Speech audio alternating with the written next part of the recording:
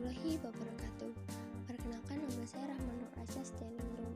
Saya di sini akan menjelaskan tentang self dan anxiety. Dalam penjelasan teori bawaan terapi, lebih tepatnya dalam kasus Linda, terdapat dua istilah yang menarik untuk dibahas, yaitu self dan anxiety. Nah, sebelum masuk ke materi, apa sih terapi yang dibahas oleh Bowen? Bowen membahas mengenai konseling keluarga, yang mana itu adalah pendekatan baru yang lebih sehat dan fungsional serta dapat digunakan dengan individu, pasangan, dan keluarga. Terapi keluarga Bowen ini mempunyai banyak goals yang dicapai. Proses dan tekniknya pun dapat dipraktikkan secara mudah dan orang umum pun bisa melakukannya.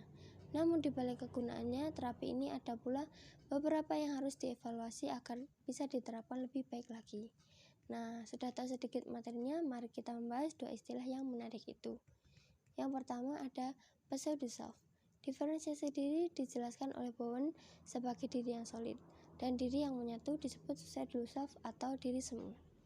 Diri yang solid tahu apa yang dibutuhkan dan diinginkan, sedangkan diri semu bereaksi terhadap orang-orang yang ada di sekitarnya. Dalam hubungan yang tidak sehat, dua pseudo-self datang bersama dan menyatu satu sama lain. Satu orang kalah dan diri yang lain mendapatkan diri sendiri. Diri yang kuat bagaimanapun mempertahankan individualitasnya dan tidak menyatu. Diri yang kuat mempunyai kepercayaan, pemikiran, pengakuan, dan prinsip hidup. Pseudo-self adalah hasil dari tekanan emosional. Lalu apa itu anxiety? Anxiety disorder merupakan gangguan kesehatan mental yang ditandai dengan perasaan khawatir, cemas, dan takut yang berlebihan. Perasaan cemas atau gugup sebenarnya merupakan hal yang wajar dirasakan setiap orang jika dihadapkan dengan situasi tertentu yang dianggap kurang nyaman. Ini adalah perasaan yang tidak nyaman yang menjalar ke seluruh tubuh. Perasaan khawatir yang tidak menyenangkan dan kerap disertai dengan ketegangan, antisipasi skenario berbahaya, seringkali tidak realistis, serta berbagai bentuk manifestasi fisik, kata psikiater Gabriela Becerra de Menezes, seorang peneliti di Universitas Federal Rio de Janeiro.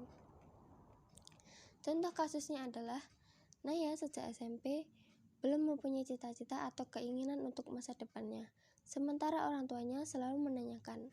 Tujuan mereka bertanya adalah untuk mengetahui apa yang diinginkan dan bisa mendukungnya dalam segala hal. Namun sampai SMA pun Naya bingung ingin menjadi apa dan belajar apa lagi. Orang tuanya selalu memaksa dan menekan mengenai cita-cita supaya anaknya punya gambaran dan acuan. Seiring berjalannya waktu, hingga SMA kelas 3, Naya menjadi stres karena mencemaskan masa depannya ditambah tekanan batin dari kedua orang tuanya. Belum lagi kalau bertemu teman atau sanak saudara. Pikiran itu selalu mengganggunya hingga membuatnya menangis. Akhirnya dia memutuskan untuk berkonsultasi di psikiater.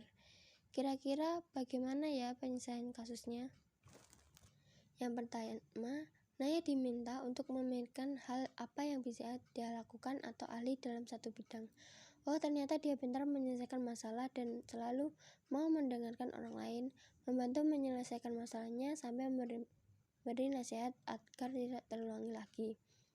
Pernyataan kecil itu bisa saja menjadi acuan atau patokan untuk dia menjadi siapa dan belajar untuk apa, sehingga dia pun bisa membedakan diri dari keluarganya atau siapapun yang ada di dunia ini. Yang kedua, mengatasi anxiety bukanlah hal yang mudah, namun bisa diatasi dengan mengurangi stres. Caranya merelaksasikan diri dengan meditasi atau yoga. Jangan memendam masalah sendiri, bercerita itu perlu, tetapi secukupnya dan sewajarnya saja. Nah, pseudo-self ini juga sangat penting untuk membentuk diri sendiri. Dengan adanya pseudo-self atau diri yang semu, maka bisa menunjukkan bahwa diri kita berbeda dari siapapun yang ada di dunia ini. Kita punya cara tersendiri untuk menciptakan naskah cerita atau skenario kita sendiri. Nah, ada quotes pseudo-self. Your pseudo-self is who you think you have to be and who you learn to be. Untuk anxiety, no need to hurry, no need to sparkle, no need to be anybody but oneself. Oke, sekian teman-teman untuk penjelasannya, semoga mudah dipahami. Wassalamualaikum warahmatullahi wabarakatuh.